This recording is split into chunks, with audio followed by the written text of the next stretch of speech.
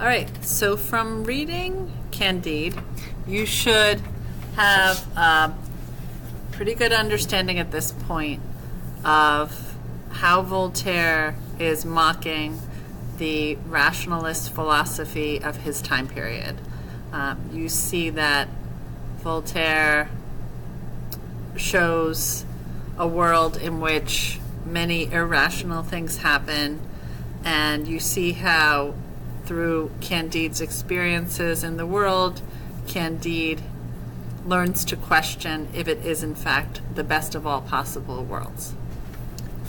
So I just want to give you a little bit of exposure to another very famous satirist who came out of the same time period, and that is Jonathan Swift.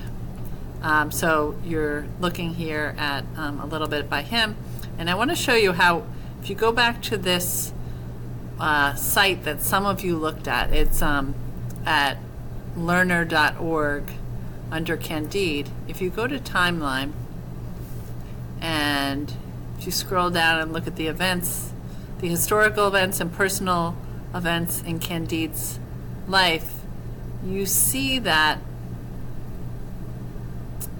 at a certain point, let's see, where is this? Where Candide went to England. Maybe you're seeing it already.